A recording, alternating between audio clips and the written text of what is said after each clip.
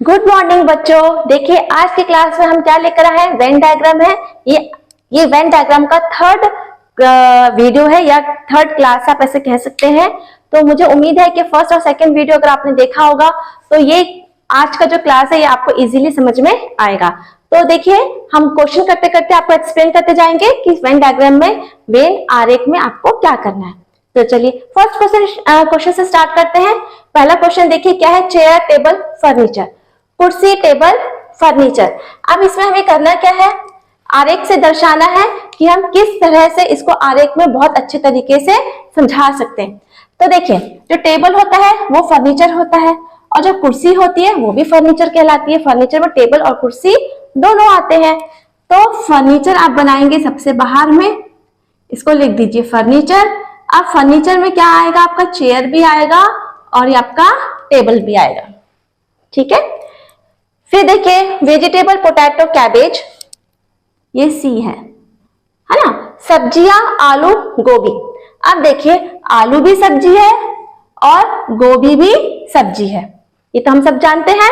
तो क्या बनेगा, बाहर वाला बनेगा आपका बड़ा सर्कल वेजिटेबल, वेजिटेबल के अंदर आपका बनेगा आलू और ये बनेगा सी से कैबेज। यहां पर आप लोग लिख दीजिए वेजिटेबल, ठीक है। अब देखिए वेल फिशेस क्रोकोडाइल, वेल मछलियां मगरमच्छ। ये क्वेश्चन आपको थोड़ा सा ध्यान देना इसलिए है क्योंकि कॉन्सेप्ट बेस पर है। ये किस पे है, यहाँ पर कॉन्सेप्ट है। कॉन्सेप्ट ये है कि जो मगरमच्छ होता है ये बिल्कुल अलग होता है, ये मछली नहीं होती है, मछली की प्रजाति अलग होती है। अब बचा आपका वेल और मछलियां। जो वेल है ये स्तनधारी जीव है ना, और मछलियां बिल्कुल अलग है।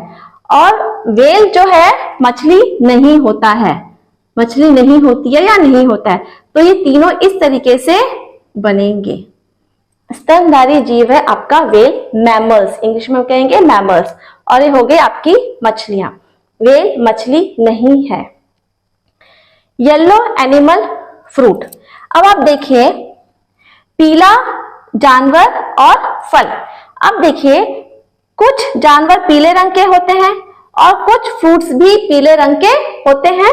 तो हम क्या करेंगे, येलो को यहां बना लेंगे और क्या करेंगे, कुछ एनिमल्स येलो कलर के होते हैं और कुछ फ्रूट्स भी येलो कलर के होते हैं। तो हम इसे ऐसे बना लेंगे। मुझे उम्मीद है कि आपको समझ में आया होगा। अब देखिए मैन चेयर क्रो, आदमी कुर्सी कौवा। अब तीनों एक दूसरे से कोई रिलेटेड नहीं है, कुछ रिलेशन नहीं है, तो तीनों अलग अलग ही बनेंगे। ये हो गया क्रो, ये हो गया आपका चेयर और ये हो गया आपका मैन।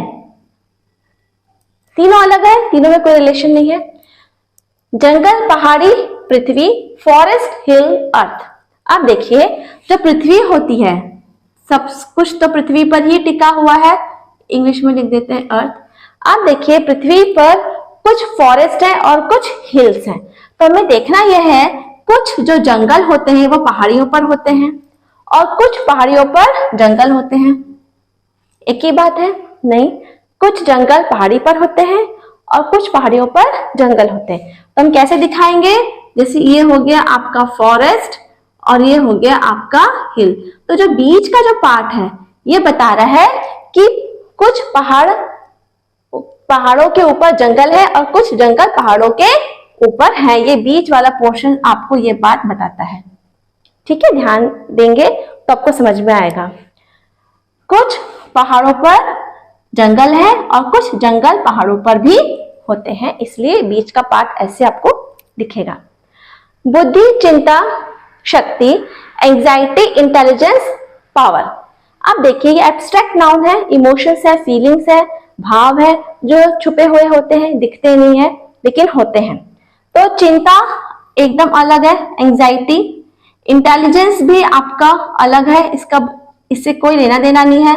पावर पी का भी चिंता और बुद्धि से कोई लेना देना नहीं है, इसलिए तीनों अलग अलग बनेंगे। सरसों, जौ, आलू, ये तीनों भी मस्टर्ड, बार्ले, पोटैटो, ये तीनों भी आपके अलग अलग हैं। पोटैटो, बार्ले और ये हो गया मस्टर्ड, ये तीनों भी आपके अलग अलग हैं, तीनों का भी आपस में कोई रिलेशन नहीं है। लोहा, धातु, नाइट्रोजन।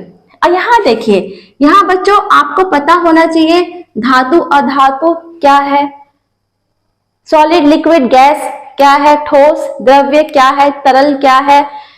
तो हमने जैसे यहाँ पे लिखा है नाइट्रोजन, नाइट्रोजन के बजाय या नाइट्रोजन के बदले हम कोई दूसरे गैसेस के नाम भी लिख सकते हैं या नॉन मेटल्स के नाम लिख सकते हैं, oxygen, hydrogen, carbon, fluorine, chlorine, bromine, ऐसे हम लिख सकते हैं। अब देखिए धातु मेटल्स है और आयरन क्या है, आयरन एक धातु है, तो यहाँ पे आयरन के बदले कुछ दूसरा भी आपको धातु दिया जा सकता है, सोना, चांदी, पोटेशियम, कैल्शियम, मैग्नीशियम, बहुत सारे होते हैं। तो आपको अच्छे से ये कॉन्सेप्ट क्लियर होना चाहिए, तो आप क्वेश्चंस को सही सही बनाएंगे। तो देखिए ये तो हो गया आपका मेटल का M। अब बहुत सारे मेटल में एक मेटल होता है आपका आयरन, और जो नाइट्रोजन है ये होता है नॉन मेटल, या आप इसको गैस भी कह सकते हैं।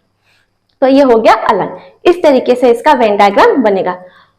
सोना, चांदी, लोहा, अब आप कहेंगे ये तो तीनों ही मेटल्स हैं, तो तीनों एक सर्कल के अंदर आना चाहिए, लेकिन यहाँ पर मेटल वर्ड आपको नहीं दिया गया है, तीनों इसलिए अलग अलग होंगे, अलग अलग ही होंगे। ये हो गया आयरन, ये हो गया सिल्वर, ये हो गया गोल्ड। अगर यहाँ पर आपको क्या दिया जाता, मेटल्स भी लिखा जाता, तो हम क्या करते हैं, मेटल का एक बड़ा सा सर्कल बना देते हैं, मेटल, करेक्ट। पर यहाँ पर अभी आपको क्वेश्चन में मेटल या धातु नहीं दिया गया है, इसलिए ये हम यहाँ पर ऐसे नहीं बनाएंगे।